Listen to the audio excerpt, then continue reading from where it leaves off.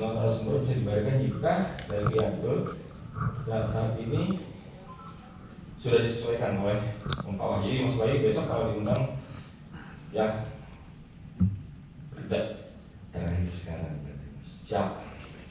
Jadi mungkin kita beruntung sekarang diundang sebelum ketentuan ini diimplementasikan di tahun depan. Tapi kita nggak tahu apakah prakteknya seperti apa, belum ada karena ini bisa karena ini dilakukan di tahun depan. Kemudian nah ini dalam persiapan tahun 2022, penyusunan anggaran tahun 2022, kami mencatat ada beberapa hal yang perlu diperhatikan oleh teman-teman BP 2 Awal. Mungkin nanti dari teman-teman sekretariat bisa mempertajam lagi. Yang pertama, ya RKK 2022 tidak akan jauh beda dengan tahun 2021. Fokus atau intinya adalah ke pemulihan ekonomi. Pemulihan ekonomi ini apa bisa jadi mungkin karena kemarin kita dihantam badai COVID, ada beberapa ya yang biasanya sektor yang sangat terkait dengan bisa jadi sektor pariwisata, sektor properti termasuk itu akan difokuskan ke sana. Kemudian perhatikan aturan baru SDM 2021 seperti RDK dihapuskan, honor narsum, nah honor narsum harus dari kaya lain, konsumsi rapat harus mengundang eselon 1 lainnya dan sebagainya karena kemungkinan masih berlaku di 2022. Nah ini kita nggak tahu ini berlaku, tapi kemungkinan masih berlaku. Jadi mungkin dalam penyusunan 2022 item-item seperti honor narsum yang dari kementerian, sesama kementerian, konsumsi rapat yang tidak menggunakan eselon 1 dan sebagainya itu mungkin diminimalisir karena kalau toh dipaksakan akan dinaikkan selama aturan ini belum dicabut pasti akan jadi catatan. Kemudian persiapkan data dukung belanja modal akan diajukan tahun 2022. Nah ini sangat penting ya untuk belanja modal. Jadi apapun data dukung disiapkan, apapun yang dibutuhkan untuk kegiatan data dukung belanja modal itu disiapkan karena kalau sudah dibintang ya amat berbahaya, kacau juga buat kita nanti membuka bintangnya itu karena waktu untuk membuka bintang ini berapa lama, kemudian untuk pelaksanaan kegiatannya apabila bintang itu dibuka hanya lagi atau mungkin kalau nggak revisi sekali dan ganti kegiatan yang lain.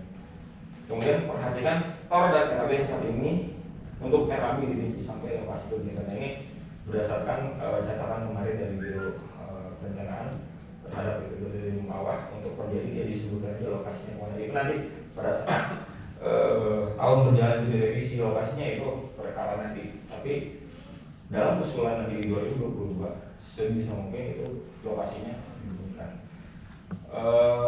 Mungkin itu yang dapat kami sampaikan. Terima kasih atas perhatiannya. Mohon maaf apabila ada kekurangan. Assalamualaikum warahmatullahi wabarakatuh. Waalaikumsalam.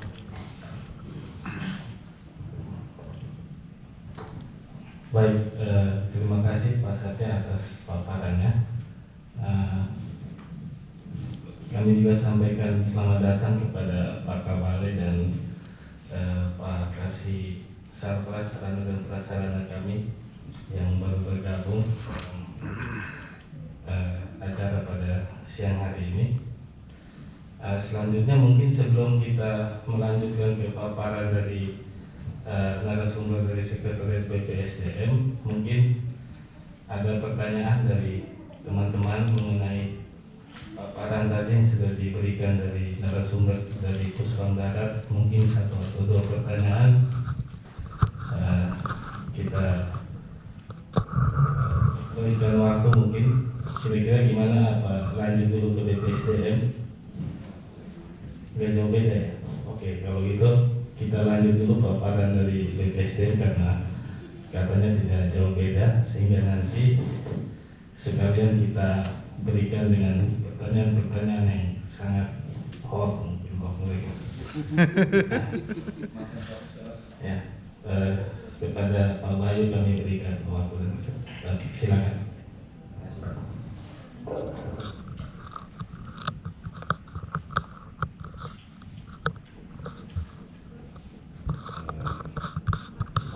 Pak Kawale, Pak Supri maaf sebelumnya, judulnya agak salah nih, kartu kredit kayaknya masih di Medan.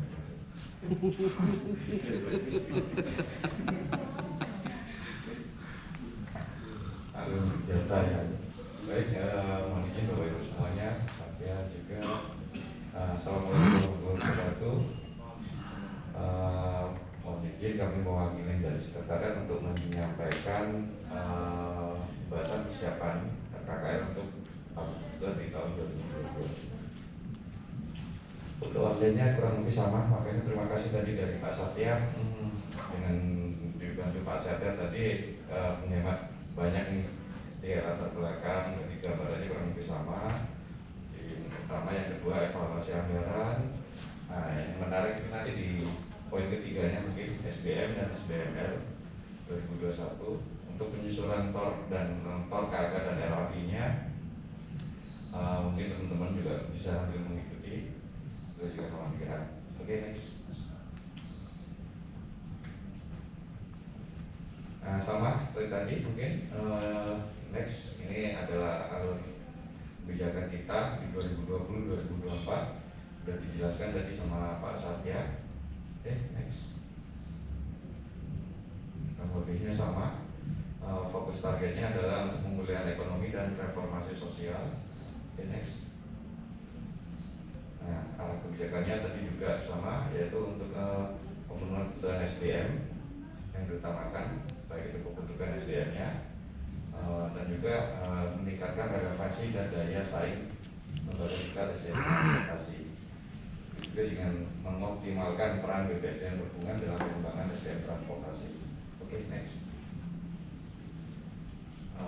Ini kurang lebihnya juga sama, tadi sudah dijelaskan dari Pak Satya. Next. Ini juga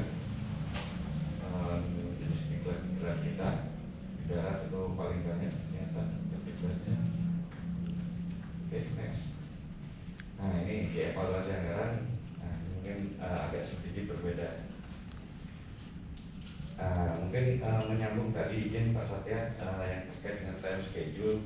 Kebetulan mohon izin Pak Kepala, kemarin kita dapat info dari Biro Perencanaan untuk penyusunan pagu kebutuhan itu dari Biro Perencanaan sudah akan menjadwalkannya di minggu kedua atau ketiga bulan Januari. Nah, menarik mundur dari tahun-tahun sebelumnya, otomatis kita di BPSDM-nya di level unitnya seminggu sebelumnya. Jadi kalau misalkan di minggu ketiga Biro Perencanaan sudah mengadakan penyusunan pagu kebutuhan, berarti kita sudah di minggu kedua. Nah, sebelum itu kita ada tahapan satu lagi, yaitu penyusunan RKT awal tahun. Nah, kita dari tim perencanaan mungkin sudah akan bergerak. Beberapa tip dan trik mungkin dari teman-teman satker yang lain, mereka sudah mulai mengakomodir di bulan ini. Itu jadi sesuai tahapan tadi yang disampaikan Pak Satya, mungkin di pagu kebutuhan di awal tahun sudah disampaikan. Ini agak kemarin jadi diskusi, izin Pak Satya dengan Pak Kabalai, bahwa diharapkan menindaklanjuti tadi ketika ada penambahan yang jadi permasalahan. Pertanyaan pertamanya adalah apakah sudah ada di pagu kebutuhan. Nah, dengan fleksibilitas dan dinamika regenerasi pimpinan di kita yang terkadang berganti-ganti, kami menyarankan untuk di pagu kebutuhan besok semua belanja modal yang sudah dicantumkan di dalam Restra monggo untuk dicantumkan di pagu kebutuhan. Jadi apabila ada penambahan atau pergeseran, kita tidak perlu repot-repot lagi menyampaikan surat ke menteri, mengusulkan ini dan itu, karena sudah ada di pagu kebutuhan. Dan memang biasanya di bulan Januari otomatis ditarik mundurnya di RKT-nya juga disesuaikan juga. Mungkin seperti itu info tambahnya Pak Satya. Tadi. Oke, untuk di pagu indikatif itu akan keluar SB. Nah, disitulah akan penyesuaian. Mungkin menambahkan yang di belanja modal tadi, ketika di pagu indikatif sudah keluar anggaran, list otomatis akan gugur dengan sendirinya. Tetapi mohon izin untuk teman-teman diharapkan membuat juga skala prioritasnya. Jadi yang menjadi skala prioritas di tahun ini sesuai yang tadi disampaikan Pak Satya, ada 4 kegiatan kurang lebihnya ya yang kira-kira itu benar-benar tolong kita dikawal kelengkapan data dukungnya.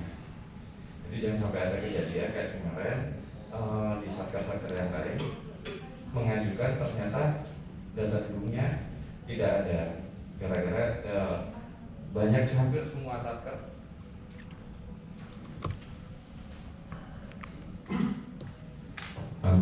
satker itu di pagu indikatif ketika anggaran berkurang atau tidak sesuai dengan usulan, data belanja modalnya juga dikosongkan, dan kesalahan fatalnya adalah data dukungnya tidak ditindaklanjuti.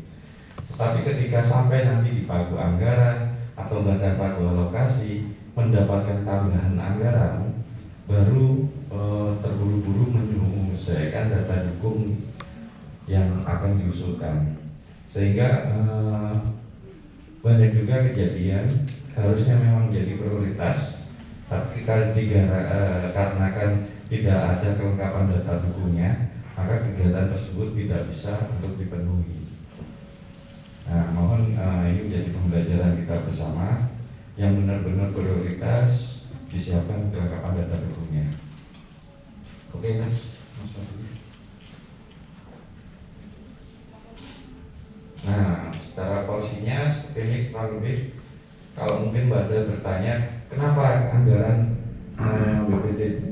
BP2TT Menpora kok menurun? Karena kenyataannya memang postur anggaran di Kemenhub pun itu menurun. Begitu juga dengan level di BPSDM. Karena kita hanya mendapatkan anggaran pendidikan di 2 triliun. Sementara di tahun ini atau tahun sebelumnya itu anggaran pendidikan kita di 3,5 triliun. Jadi pengurangannya memang signifikan sekali. Jadi ya mohon pengertian bersama, karena memang kondisi lagi pandemi ini kita berefek juga ke postur anggaran kita. Oke, next.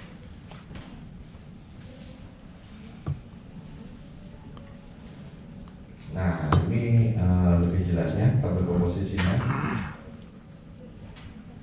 Untuk anggaran pendidikan di 2 triliun 17 M, sementara di tematik atau pendidikan ada di 1,4 ya, 1,4, sehingga totalnya 3541, di mana 1,4 ini adalah anggaran belanja gaji dan juga belanja operasional kantor. Itu kurang lebihnya ada di 1,4, ternyata hampir mendekati juga. Oke, next. Ini untuk perincian lebih komposisi lebih detail lagi. Di matra darat sendiri ada 223 untuk gaji belanja pegawai sama belanja operasional. Begitu juga dengan pendidikannya, di matra darat ada 454. Oke. Nah, terkait dengan sandingan nih, dari pagu awal untuk Mempawa sendiri ada 75 M, di pagu kebutuhan 104. Kayaknya saya juga baru tahu penjelasannya tadi ketika melihat di kerangka pendanaan untuk diklatnya saja ada kurang lebih di 90 M. Memang kebutuhan kita memang banyak ya, tapi mohon izin juga kita juga harus menyesuaikan dengan kondisi yang ada, sehingga mohon maaf di tahun 2021 nanti anggaran BP2TT Menpora hanya 55 M. Oke, next. Nah, ini seperti yang tadi disinggung Pak Satya, hal-hal yang harus diperhatikan dalam penyusunan di 2022 nanti, yaitu yang pertama adalah penyelenggaraan rapat. Itu mohon untuk diperhatikan seperti yang tadi disampaikan, rapat dinas, seminar, pertemuan lokakarya, bahkan peresmian kantor itu sudah dibatasi. Begitulah dengan aturan yang berlaku saat ini. Begitu juga dengan gedung baru, kendaraan bermotor,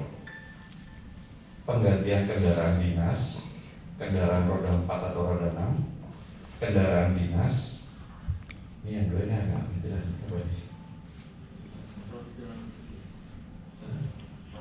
Oh ya, lebih mengutamakan produk dalam negeri. Terus untuk pengusulan gedung baru atau renovasi, benar-benar sudah harus mendapatkan rincian kebutuhan biayanya dan sudah disahkan oleh Kementerian PU atau Dinas PU setempat. Jadi mohon untuk benar-benar diperhatikan, mengingat perbedaan desain anggaran tahun depan dan kedepannya dengan tahun-tahun sebelumnya, perbedaannya sangat signifikan. Di mana kita di BPSDM ada dua program, yaitu program dukungan manajemen seperti tadi saya sampaikan yang isinya gaji dan operasi kantor, dan yang kedua program pendidikan pelatihan vokasi. Nah, untuk kegiatan-kegiatan yang tadi disampaikan Pak Satya kayak honor-honor narasumber, terus rapat-rapat konsumsi segala macam itu terdapat di anggaran dukungan manajemen.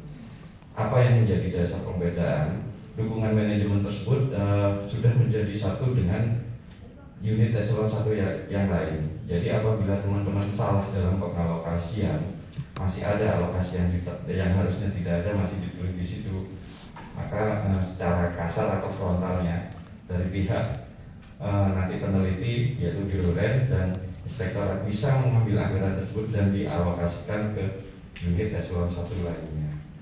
Jadi bedanya dengan tahun-tahun kemarin, kalau ada temuan ya diputar sendiri dalam BPSDM gitu Mas Yudi. Tapi kalau ke depannya enggak, diambil bisa geser ke unit yang lain. Itu merupakan kelebihan kita. Jadi benar-benar mohon untuk diperhatikan.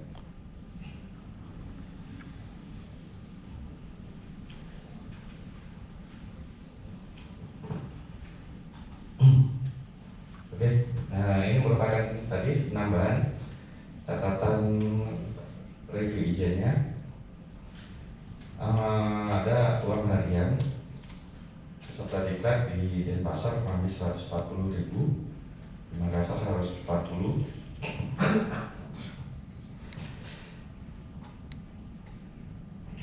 Ini sepertinya salah perhitungan. Mohon untuk teman-teman di bagian perencanaan nanti memfokuskan benar-benar sesuai SPM, karena dengan sistem perubahan itu tadi ada kesalahan sedikit agar bisa digeser ke kegiatan lain. Ini bukan merupakan salah satu catatan yang fatal untuk tahun ini, masih dimaklumi kan. Memang ada perubahan mendadak seperti ini. Oke, next. Nah ini tadi yang sudah saya jelaskan di awal. Untuk anggaran, postur anggaran di BP2DD Mempawah itu terdiri dari dua, yaitu anggaran pendidikan dan non tematik atau non pendidikannya. Di mana di anggaran pendidikan terdapat 4 prioritas nasional. Mohon izin untuk sebagai masukan saja. Harapannya selama ini mungkin PN itu tidak dapat di otak-atik atau digeser. Kami menyimpulkan bisa dengan catatan apa, untuk kondisi diklat itu udah mencapai 80%. Jadi semisal kalau kita saya sampaikan di sini adalah di diklat DPM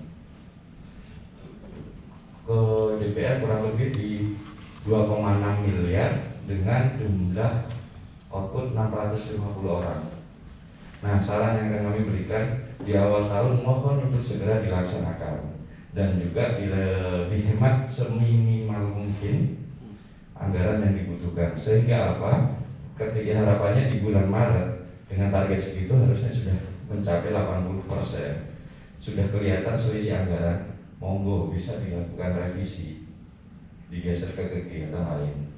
Karena melihat banyaknya kegiatan belanja modal yang kemarin disampaikan Pak Kabalai masih 40%, bisa selisih anggaran itu untuk dilakukan melengkapi data dukung seperti master plan sama DD yang belum ada. Begitu juga dengan ini yang belanja modal. Belanja modalnya kurang lebih ada di ini agak nih 1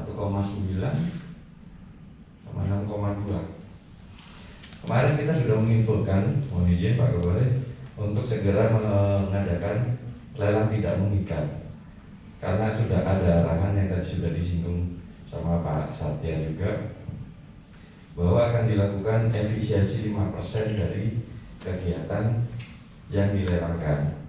Jadi dari HPS-nya itu diminta untuk dikurangi 5% Pak Budi. Nah, selisih dari kegiatan efisiensi tersebut awalnya akan ditawarkan kepada Satkernya kembali. Akan diadakan kegiatan apa? Ada beberapa poin kemarin, salah satu yang tadi saya sampaikan adalah melakukan review DID, master plan dengan sisa anggaran itu. Jadi harapannya untuk kedepannya sudah siap. Tapi ketika sudah melaksanakan itu, berarti tidak ada kegiatan lain, maka kembali lagi anggaran tersebut akan ditarik. Jadi akan sangat sayang banget lah kalau misalkan diambil atau digeser ke satker yang lainnya. Sementara di BP2TT Mokwa sendiri masih kondisinya belum terpenuhi lah untuk kondisi infrastrukturnya. Nah, jadi sudah hilanglah kesan PN itu tidak bisa dilakukan revisi. Itu hanya tahun kemarin, selama kita belum tahu caranya, memang PN saklek, gak ada yang berani. Tapi ketika kita tahu caranya, kita bisa melakukan revisi dan memanfaatkannya. Jadi yang dilakukan teman-teman, Mas Satya, izin Pak Satya, selama ini ketika anggarannya sudah tercapai targetnya, masih ada sisa, bingung, jadinya apa? Ngerevisi target, ditambahilah targetnya. Jadi semisal contoh di sini membawa ada 650 orang dengan anggaran kurang lebih 2,6 miliar. Ternyata di anggaran dengan mencapai 650 orang cukup membutuhkan 2 miliar saja. Yang 600 ini gimana? Bingung caranya. Ujung-ujungnya apa? Karena KPPN atau KPPN setempat disyaratkan untuk menambah jumlah output orangnya yang semula 650 menjadi 800, bahkan mungkin 1000 seperti itu, Mas Bram. Pada selisih itu bisa dimanfaatkan untuk kegiatan yang lain. Mungkin begitu caranya. Oke, next. Nah, ini mungkin yang agak jadi polemik nih, yang dari tadi saya singgung kayak dengan aturan yang terbaru nih, SBM 2021 dan SPNL, di mana banyak sekali perubahan yang terjadi. Oke, next langsung aja. Nah, ini tadi yang sudah disinggung sama Pak Satya, honorarium narsum. Ada syarat-syarat tertentu, nanti bisa mungkin dibaca karena kalau dijelaskan itu kurang lebih ada 40 slide sendiri. Oke, next. Begitu juga dengan moderatornya mengikuti. Next. Pembawa acara, jadi Mas Ulan udah nggak boleh tahun depan, Mas.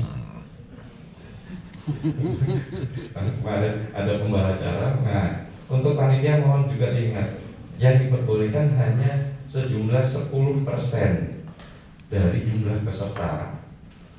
Jadi apabila kegiatan ini sampai 40 orang, yang boleh menjadi panitia itu hanya maksimal 4 orang. Secara aturannya seperti itu. Oke, next. Begitu juga ini tim pelaksana kegiatan, penceramah pun meskipun itu mohon izin mengundang dari eselon satunya Pak Sesbadan maupun Pak Kabadan, itu tetap ada pembatasan-pembatasannya. Next. Nah, ini yang mungkin agak bikin sedih ya, khususnya bagi kami yang teman-teman di Pusbang sama Sekretariat. Ketika dihapuskan, sudah tidak ada lagi. Kurang tahu kalau di Umpam mungkin juga sudah tidak atau sudah tidak ada ya Mas Bro. Oke, next. Sampai level konsumsinya pun next. Nah, konsumsi rapat pun juga sudah ditiadakan. Tapi untuk kalau acara seperti ini masih diperbolehkan karena kemarin saya melihat ada narsum dari kementerian lain, dari KPPN dan Kang Wisnya kalau nggak salah, itu masih diperbolehkan. Oke, next. Nah, ini salah satu efek dari pandemi ini ada kabar baiknya juga nih. Di tahun depan kita akan mendapat tambahan dana gantinya WFH, WFO itu yang diperuntukkan untuk uang pakai data dan komunikasi. Kira-kira dari teman-teman bagian perencanaannya sudah menganggarkan mas yang di dalam COVID-nya itu masuk ke anggaran COVID. Jadi untuk Pak Kabalai, mohon maaf Pak, ternyata sama Pak, cuma 200.000 Pak per bulan. Jadi dapat tambahan selain gaji sama tunjangan, dapat tambahan 200.000 per bulan yang digunakan untuk paket data komunikasi. Oke, next. Next. Mungkin keterangan sosiali, oke, next. Ya, untuk lebih jelasnya mungkin bisa sambil dibaca, ini banyak banget ini soalnya perubahan-perubahannya. Nah, yang sampai ke ini posisi yang pada intinya banyak terjadi pengurangan untuk honorarium, khususnya bagi mungkin teman-teman yang nanti di sebagai instruktur atau bahkan dosen. Mohon izin, mohon maaf sebelumnya akan terjadi banyak pengurangan pendapatan. Mengingat yang sudah kami sampaikan jauh-jauh hari, sebenarnya honor dan honor mengajar ini merupakan waktu yang sewaktu-waktu akan meledak. Banyak kejadian teman-teman kita di satker yang lain sudah melakukan pengembalian ke negara kemarin, dan angkanya juga lumayan fantastis. Kenapa? Dengan kelebihan jam mengajar segala macam lah rasanya, dan tidak bisa menunjukkan bukti tekniknya, sehingga dari teman-teman itu melakukan pengembalian yang lumayan, bukan hanya 100-200 ribu, tapi ada angka yang sampai ratusan juta. Jadi mohon benar-benar dicermati, karena tadi sempat diskusi bagian keuangannya pasti akan mencairkan apabila ada usulan dari bagian penyelenggara maupun pelaksananya. Nah, mungkin itu terawat dari teman-teman penyelenggara pelaksananya untuk benar-benar pembatasan Mas Vivo untuk pengaturan jamnya. Takutnya apa? Kita terima senang-senang aja nih, kan 1 tahun ke depan atau 2 tahun ke depannya dicek, diakumulasi, ya, itu yang harus kita kembalikan. Itu sudah terjadi di teman-teman satker Jabodetabek saat ini. Nah, untuk usulan nih yang tidak ada di SDM, kemarin sempat kita susun yang akan menjadikan acuan atau payung hukumnya.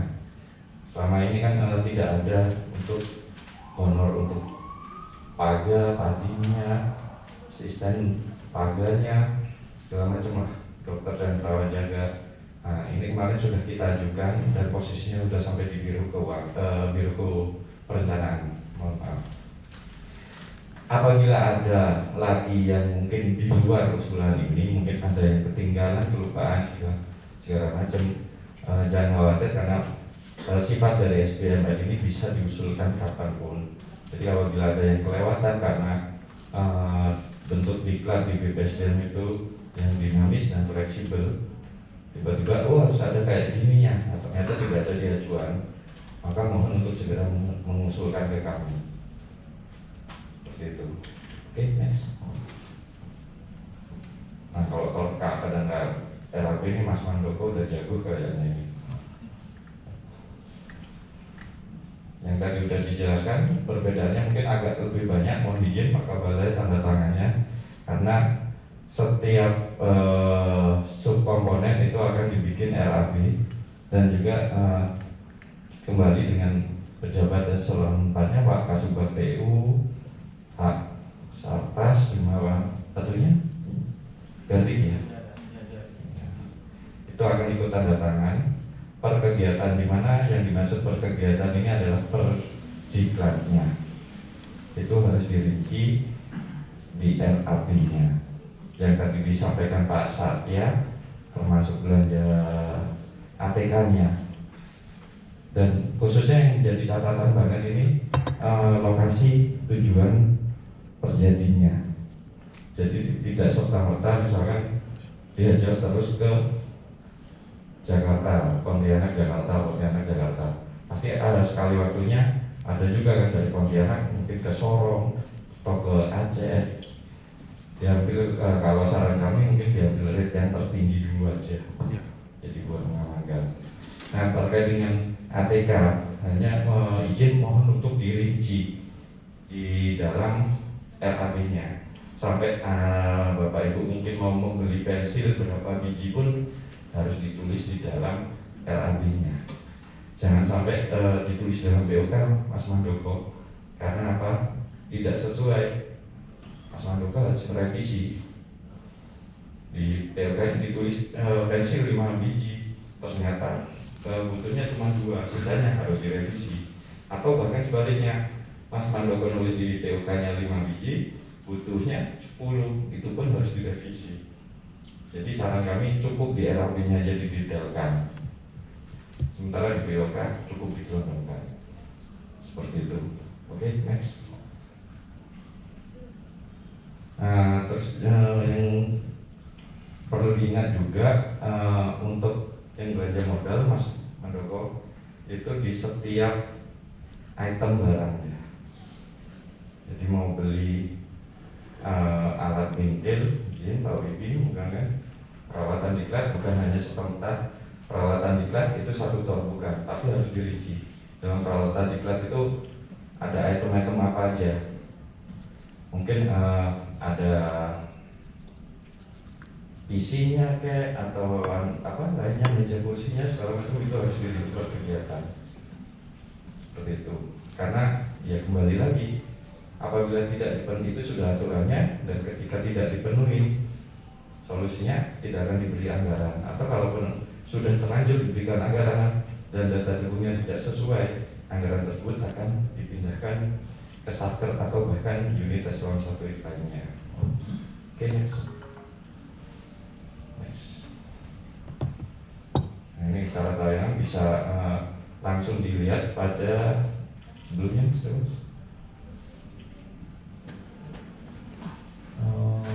Nah, itu Peraturan Dirjen Anggaran Nomor 5 AG tahun 2020, di situ terdapat contoh untuk penyusunan RAB dan tolnya lebih jelasnya. Karena mungkin kalau ditampilkan di presentasi ini agak sedikit kabur. Oke, lanjut. Ini pengertian RAB-nya, semua juga udah paham mungkin. Nah, oke, next. Kayaknya udah lagi. Udah contoh-contohnya, format, terus oke. Nah, oke. Mungkin itu saja dari kami. Waktu dan tempat kami kembalikan ke moderator. Assalamualaikum warahmatullahi wabarakatuh. Baik, terima kasih Pak Bayu atas paparannya yang menambah pengetahuan buat kami di UPT. Selanjutnya mungkin kita masuk pada sesi tanya jawab barangkali. Kira-kira berapa pertanyaan ini kita buka Pak narasumber? Monggo ya, bebas ya. Ya, mungkin coba kita dari mana? Silakan, mungkin pertanyaan pertama, apakah ada yang ingin bertanya tentang paparan dari narasumber dari Pusbang Darat dan BPSDM tadi? Ya, yang pertama dari Pak Widi.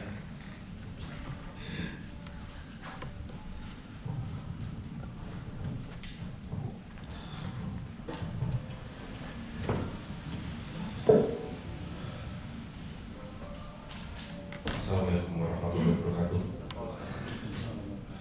Mohon izin untuk Pak Bayu Pak Satya. Ini saya ini lagi agak bertanya terkait masalah padat karya sebenarnya. Untuk padat karya itu sendiri, ada baiknya itu dialokasikannya di output mana? Terus sampai dengan rincian dari mapnya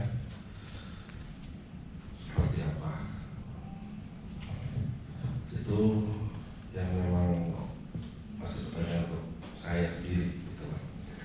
Karena nanti padat karya ini agak cukup menjadi program dilaksanakan. Kita juga bicara mengenai masalah pertanggungjawaban juga nanti.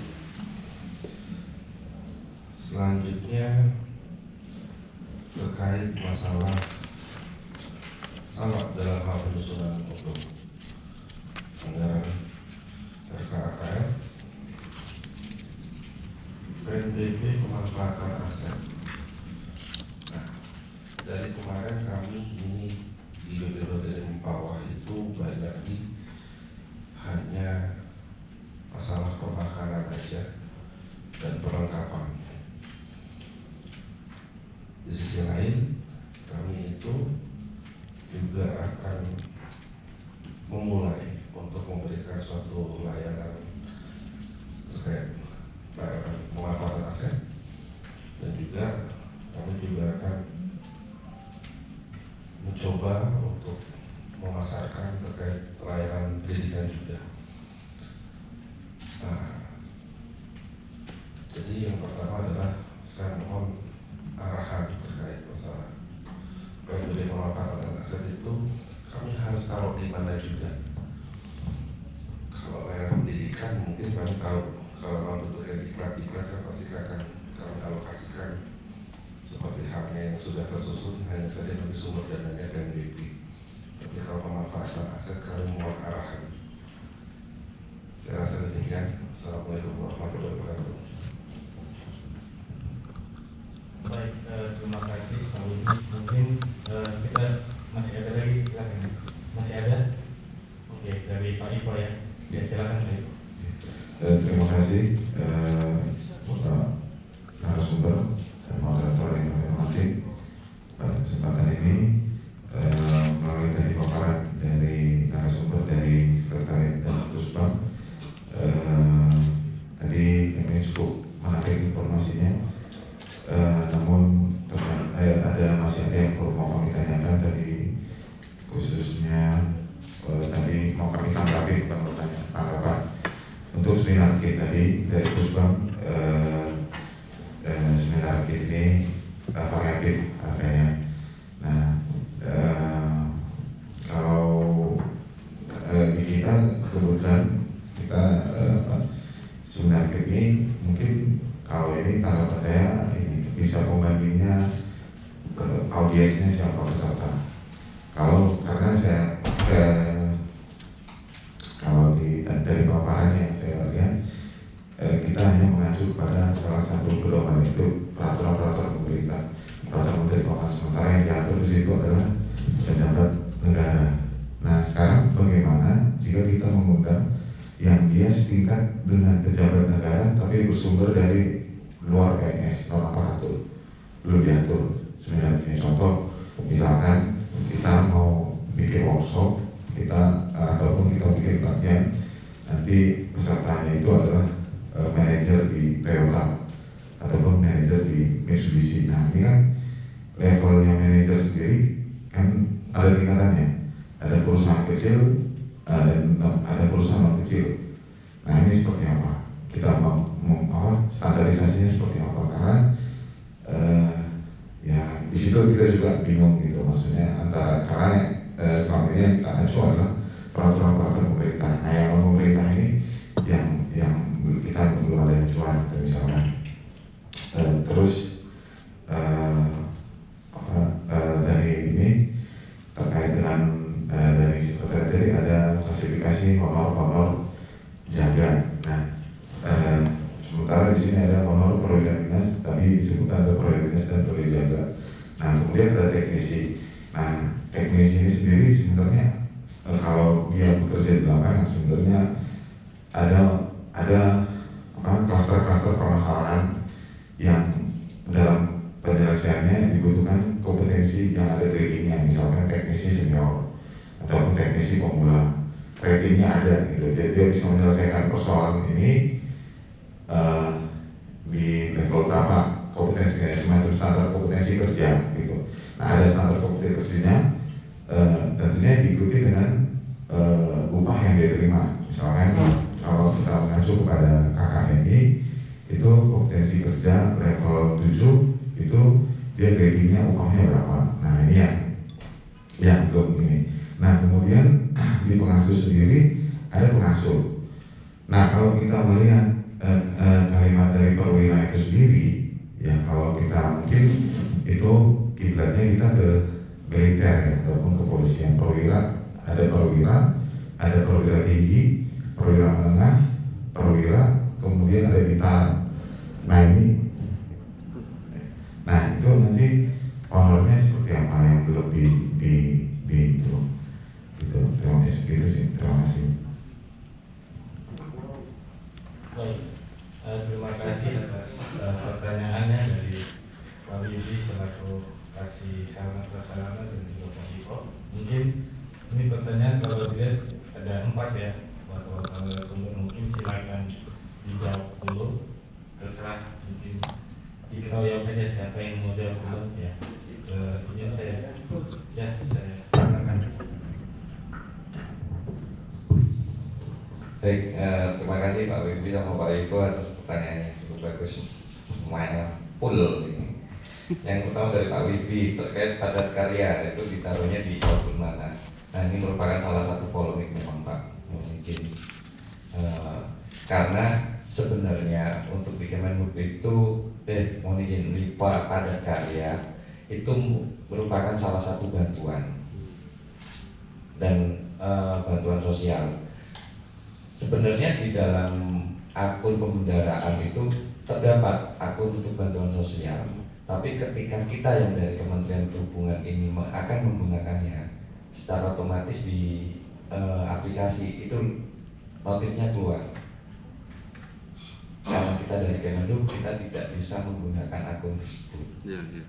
Nah, makanya kembali lagi seperti yang tadi disampaikan Pak Satya terkait dengan juga itu juga kita sebelumnya juga kita juga pernah ditegur juga dari anggota DPR bahwa sudah terdengar kabar oleh beliau-beliau yang di Senayan itu untuk di Kemenhub ini padat karyanya dipotongkan dari kontrak. Beliau-beliau sudah terdengar. Jadi harapannya jangan seperti itu karena membebankan. Tapi kita juga dilema karena memang sampai saat ini untuk akun bantuan sosial itu tidak bisa kita lakukan juga. Jadi sesuai dengan kebijakan dan arahan masing-masing pimpinan, mungkin jawabannya seperti itu. Karena memang secara legalnya kita sebenarnya tidak boleh memberikan bantuan sosial itu karena bukan tusi dari Kemenhub itu sendiri, itu sudah ada tusi KL yang lain, hanya bersifatnya membantu saja. Terus yang kedua untuk pemanfaatan aset mungkin kembali lagi ini juga terjadi di Sekretariat BPSDM sendiri karena kebetulan kita juga satker PNBP. Tapi kita kemarin sempat diskusi dengan bagian TLHP yang ngurusin PNBP dulu. Berdasarkan aturannya ya konsep untuk PNBP itu atau BLU itu sumber dananya dari mana dikembalikan ke mana, dikembalikan ke asalnya. Jadi misal untuk seperti yang tadi disampaikan untuk yang permakanan taruna akan dimanfaatkan oleh adik-adik taruna. Begitu juga dengan pemanfaatan aset yang lain, mungkin nantinya jadinya pemeliharaan bisa ditaruh di akun belanja operasional untuk pemeliharaan, tinggal merubah saja. Cuman ya ini, tapi jangan terlalu dibebankan di situ juga, karena apa? Nah, karena PNBP ini belum tentu juga kan tercapai. Khawatirnya hanya mengandalkan dari sumber situ saja, ternyata tidak tercapai, berarti gedung yang akan dilaksanakan perawatannya atau pemeliharaannya tidak bisa dilaksanakan. Itu ini jawab satu persatu atau langsung? Yang bukan dari yang Pak Iko juga jadi satu atau satu dulu dari Pak Wibi dulu. Mungkin ada tambahan dari ya? Ya itu kalau enggak mungkin ada tambahan dari Satya dari Bos Bang. Ya seperti itu mungkin Pak Wibi yang sementara bisa kami bantu sampaikan. Mohon izin Pak Kabar mungkin ada tambahan.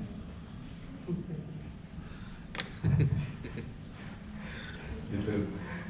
Mohon izin untuk dari Pak Ibunya, seminar kit yang variatif harganya. Dengan contoh tadi mengundang beberapa stakeholder yang setingkat dengan pejabat, seperti itu kurang lebihnya Pak ya. Saran kami juga disesuaikan saja Pak dengan harinya, karena setahu kami juga meskipun mereka stakeholder dari suatu perusahaan manapun, itu tidak bisa lepas dari ranah hukum juga, dan ujungnya ke yang istilahnya gratifikasi tersebut.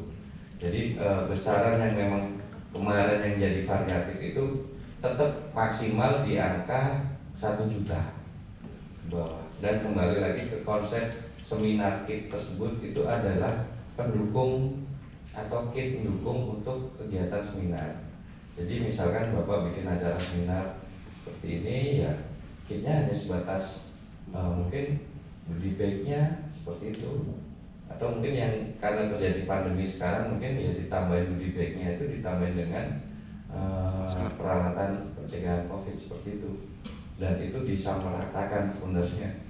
Tidak melihat itu menteri ataupun praktisi ahli pun yang setingkat itu. Jadi tetap ada besaran maksimal sebenarnya izin Mas Satya itu di angka 1 juta kalau kami kemarin. Ketika melebihin, ada salah satu kebetulan itu case-nya di sekretariat juga, itu ada melebihin 1 juta, di 1,5 juta langsung kita turunin karena kita nanti dianggap melanggar aturan gratifikasi tersebut, berikan barang mewah, karena aturannya kurang lebih di angka segitu kan untuk gratifikasi seperti itu. Terus untuk klarifikasi honor-honor tadi sudah saya singgung izin Pak Ivo, bahwasanya sifat SBML itu tidak mengikat, dalam artian ya udah 1 kali pengusulan saja, tidak ada lagi. Jadi kalau misalkan dengan tadi yang sudah saya jelaskan, dinamika di BPSDM ini kan diklatnya fleksibel dan perubahannya cepat. Pasti ada nanti ada tambahan, oh ternyata kurang ini kurang ini. Ketika dipaksakan, ujung-ujungnya seperti yang tadi saya sampaikan, yang kasihan orangnya, yang bersangkutan, karena pasti akan dilakukan TGF atau pengembalian ke negara. Jadi apabila menemui perubahan-perubahan seperti itu, mohon berkoordinasi dengan bagian perencanaannya atau keuangannya dan segera mengusulkan ke kami agar segera kita tindak lanjutin. Karena ini juga merupakan polemik dari beberapa satker, teman satker yang lainnya. Salah satunya juga mohon diperhatikan juga, kemarin itu salah satu contoh itu yang jadi temuan paling besar itu di laut terkait perwira jaga yang ternyata dilakukan oleh ASN sendiri. Itu dari inspektorat juga sudah menyinggung, menjadikan temuan. Begitu juga dengan BPK. Kenapa? Ada salah satu asas, itu asas kepantasan kalau tidak salah. Jadi seorang ASN bekerja kurang lebih 8 jam dimulai dari jam 7 sampai jam 4 sore. Selanjutnya ditugaskan tambahan sebagai perwira jaga, karena di satkernya atau di kantornya itu juga ada taruna yang bermalam. Kalau tidak dijaga pasti akan terjadi perkelahian atau bahkan mungkin sampai membawa kasus seperti yang teman satker kita di Makassar kemarin, ada taruna yang meninggal. Nah, tapi itu tetap kita disalahkan karena pas setelah jam 4 sore kita lanjut jadi perwira jaga sampai jam 7 pagi, asal muasalnya seperti itu. Jam 7 pagi lanjut kerja lagi sampai jam 4 sore. Nah, asas kepantasan yang dimaksud dari inspektorat dalam BPK, tidak mungkin seorang manusia itu bisa kuat bertahan tanpa tidur kurang lebih di 32 sampai 36 jam. Nah, ada asas kepantasan apa? Boleh silakan dibayarkan, tapi jangan sampai sebesar itu besarannya. Karena apa? Tugas dari seorang ASN-nya nanti capainya tidak akan tercapai.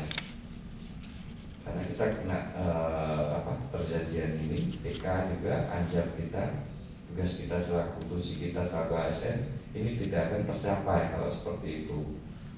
Dan kebetulan juga saya menemukan di lapangan juga ada salah satu orang teman malamnya jaga, besoknya pagi mau nemenin juga ngantuk bro.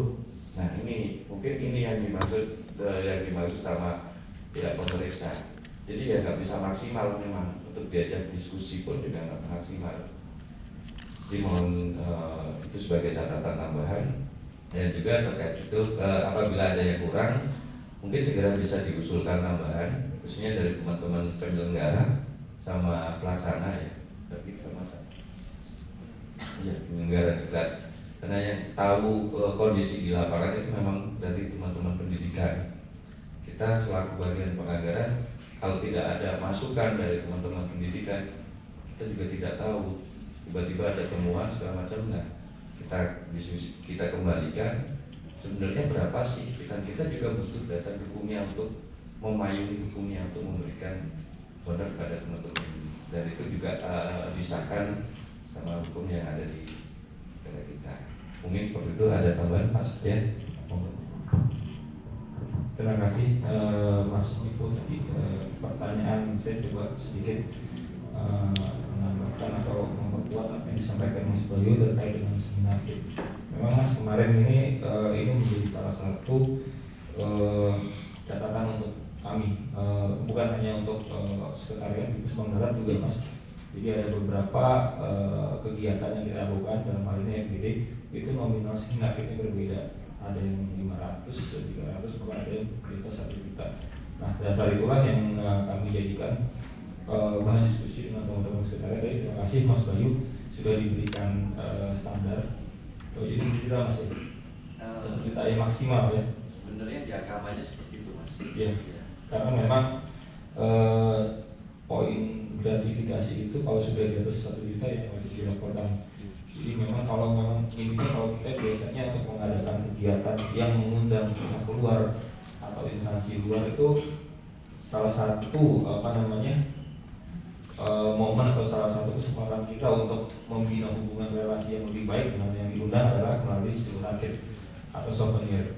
Nah, mungkin dengan arahan dari teman-teman sekretariat dengan 1 juta itu mungkin yang monggo silakan dimaksimalkan, kita berikan sesuatu yang memang lebih bernilai. Ya mungkin kalau biasanya seminar kita ada beberapa item, monggo dengan adanya 1 juta ini mungkin kita bisa maksimalkan yang kata tersebut, kita berikan suatu souvenir yang memang kita anggap atau bisa dianggap sangat berarti, sangat berharga untuk teman-teman atau peserta yang kita undang. Jadi intinya memang kita terbatas dari kita dibatasi oleh aturan gratifikasi Mas. Jadi memang terima kasih dari angka 1 juta sangat mewakili atau sangat objektif, sangat realistis untuk kita jadikan sebagai patokan untuk seminar itu audiensnya siapapun. Angka itu bisa kita jadikan pedoman. Dan satu lagi mungkin bisa diperjelas juga di ton dan RAB-nya Mas, kira-kira untuk acara itu mungkin bisa dianggarkan apa yang akan kita berikan kepada audiens atau peserta. Mungkin itu Mas, terima kasih. Baik, terima kasih atas penjelasannya dari Pak Satya dan Pak Bayu atas pertanyaan-pertanyaan yang kami berikan tadi. Mudah-mudahan dapat menambah pengetahuan kami dan dapat menjadi pedoman bagi kami di UPT DPD Nongkawa dalam menjalankan tugas-tugas perencanaan kami dan juga kegiatan-kegiatan yang ada di DPD Nongkawa. Untuk selanjutnya ada pertanyaan mungkin dari Pak Kabale. Kita berikan kesempatan kepada Pak Kabale.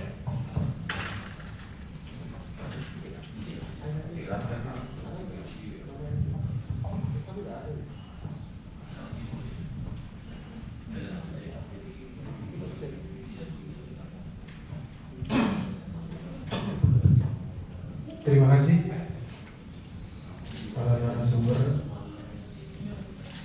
moderator. Ini satu hal yang baik. Tapi mungkin selama ini keterbukaan seperti ini itu kan jarang-jarang kami dapatkan. Sehingga banyak sekali waktu menyusun sebuah perencanaan, baik itu mulai dari rencana sampai dengan anggaran, itu banyak yang belum memenuhi sesuai dengan kaidah-kaidah dalam penyusunan anggaran. Informasi yang disampaikan ini sangat baik, jadi tolong nanti di tim perencanaan start itu mulai dari Renstra.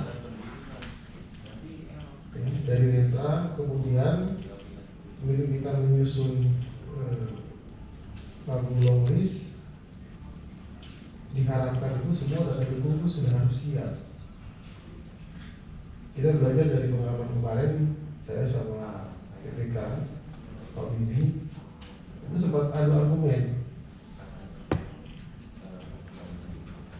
Akhirnya Pak Bayu telepon, ini bagaimana? Udah eksekusi aja Gabi. Nah, kenapa? Karena pada saat kita mengusulkan itu kita belum siap. Dengan alasan masih ada spare waktu, tapi kan kita harus bisa menghitung untuk menyusun sebuah yang namanya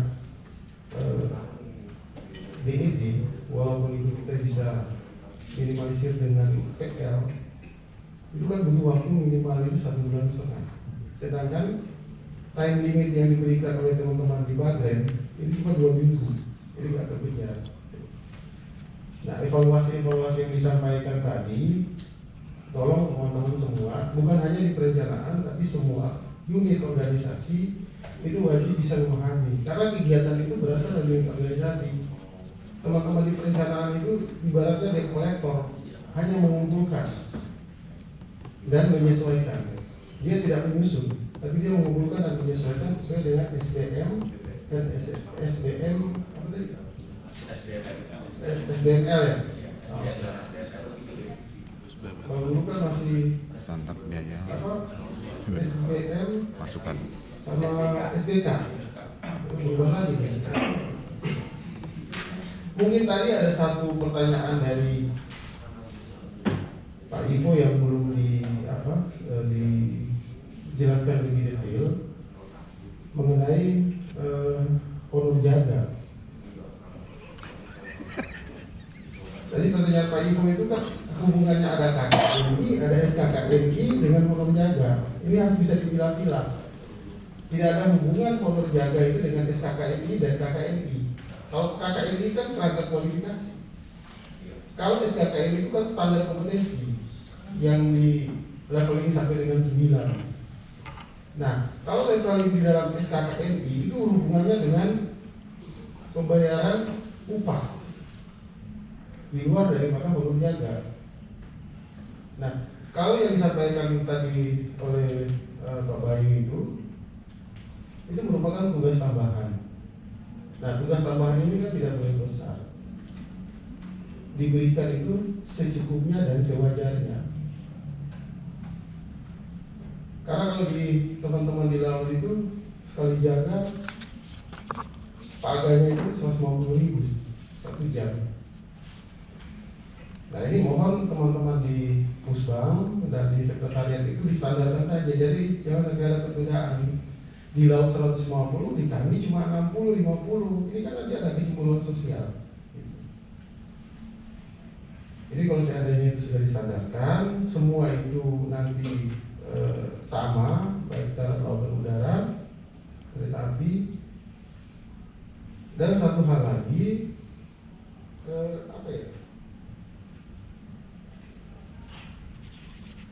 dalam melaksanakan tugas jaga itu kan harus dibatasi. Memang apa yang disampaikan Pak Bayu tadi benar. Satu orang itu dalam 1 bulan dia bisa sampai tiap 3 hari jaga,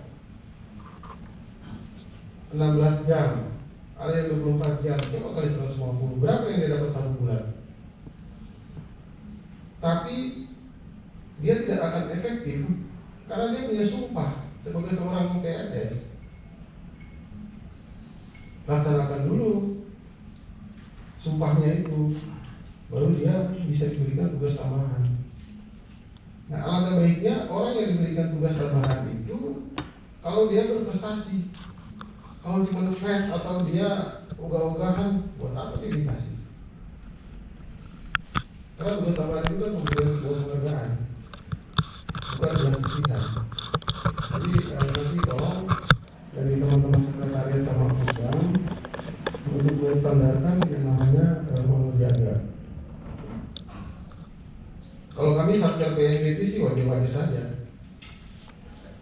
Tapi kalau yang satelit yang sudah besar, yang BLU itu kan di luar kewajaran sebenarnya. Karena mereka itu kan punya pemberian remunerasi itu ada yang seperti kita diskusikan kemarin, ada yang sampai 150% dalam 1 bulan. Malah pengajar itu 200%. Kalau kami ya dikasih duit ada, nggak dikasih ya udah ikat pinggangnya kencang. Tapi alhamdulillah teman-teman di sini semua subur-subur ya. Sudah ada beberapa contoh itu. Dikasih nggak dikasih ya tetap makmur gitu. Ya itu mungkin masukan dari saya. Jadi mohon disampaikan kepada pimpinan biar kita semua itu bisa satu dan lain itu kan bisa sama. Kalau terlalu banyak perbedaan juga itu kan tidak baik untuk BPSDM. Sekian, terima kasih. Ya, terima kasih Pak Kabale atas arahan dan masukannya. Kalau tidak ada pertanyaan lagi, mungkin akan kita segera tutup acara ini. Saya sebagai moderator mungkin mohon izin kalau bisa menarik sedikit intisari daripada pembahasan kita pada sore hari ini terkait dengan evaluasi pelaksanaan kegiatan tahun 2020 dan turunannya bagaimana kita mempersiapkan pelaksanaan kegiatan penganggaran di tahun anggaran 2021 dan penyusunan di tahun anggaran 2022. Ada beberapa poin yang bisa kita tarik kesimpulan, di antaranya bagaimana untuk pengusulan kita di setiap tahun anggaran untuk terkait dengan belanja modal harus kita perhatikan pada saat pagu kebutuhan kita usulkan, kita price semua di situ sehingga dapat berjalan dengan baik sampai pada pagu indikatif bisa diakomodir. Yang kedua juga terkait dengan kegiatan-kegiatan strategis baik di tahun anggaran 2021 maupun 2022, bagaimana kita menyampaikan kelengkapan data dukung dengan baik sehingga diharapkan dapat menjadi pegangan kita untuk mengakomodir kegiatan tersebut pada saat melakukan pengusulan. Nah, kemudian evaluasi terkait rencana penganggaran kita bagaimana. Ini mungkin poin ini kita memperhatikan, tadi sudah disampaikan bagaimana kita mempersiapkan TOR dan RAB dan juga data dukung lainnya, dan juga dengan memperhatikan catatan-catatan yang diberikan baik itu dari Biro Perencanaan Kementerian Perhubungan ataupun Inspektorat Jenderal Kementerian Perhubungan dan juga Direktorat Jenderal Anggaran Kementerian Keuangan untuk diperhatikan sehingga pada saat pengusulan anggaran di tahun berjalan dapat berjalan dengan baik, dengan memperhatikan mungkin terkait juga bagaimana pada saat pengusulan mengenai honor-honor tadi, bagaimana kita mengupdate dengan melihat pada standar biaya masukan yang sudah maupun SPML yang sudah ditentukan dalam peraturan yang tadi sudah dipaparkan. Mungkin kira-kira itu yang bisa kita ambil intisarinya. Kemudian kita ucapkan terima kasih kepada kedua narasumber yang sudah meluangkan waktunya untuk memberikan kita masukan dan pengarahan dan bertukar pikiran bagaimana evaluasi penganggaran dan juga kegiatan penganggaran perencanaan RKPL pada tahun 2021 maupun 2022.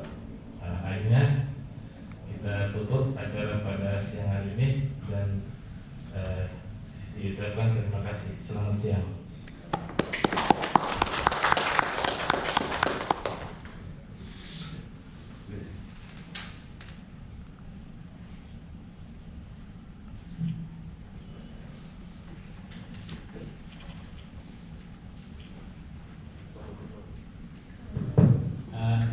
Bagaimana? Apa foto lagi? Foto lagi ya? Foto lagi. Karena yang mau laporan kegiatan tadi yang Nanti yang nggak foto nggak dapat honor. Mohon izin narasumber kita foto bersama dulu mungkin dengan Pak Kabale, dengan Pak KTU. Ya, dengan Pak KTU, Pak Kasih Sarpas dan juga seluruh pegawai Ketua dari Mentawai. Kita sama-sama ambil foto dulu.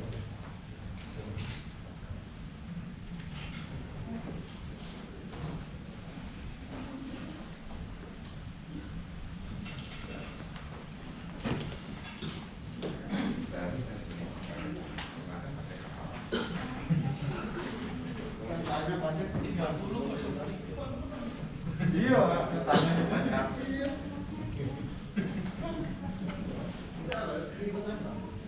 Ini sebenarnya seniornya nih, senior perencanaan. Terlalu banyak kan? Ini satu kosong. Ayo sini. Mana cek? Ya. Pokoknya mana pokoknya?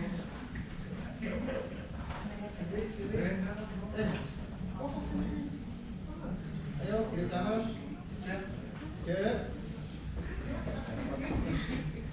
Tiga, satu. Nah, mau dekat sama Pak Wibi. Ada sesuatu gitu. 1, 2, 3. Lagi Pak. 1, 2, 3.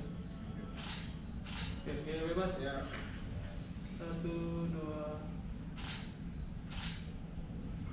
Ini lagi Pak. 1, 2. Oke Pak. Terima kasih.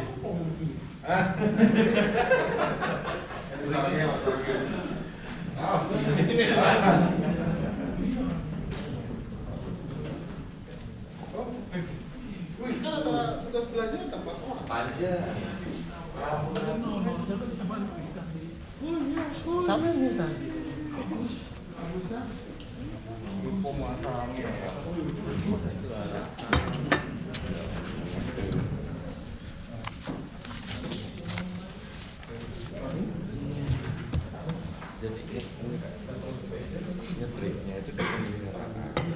Mungkin kita coffee break dulu para peserta acara.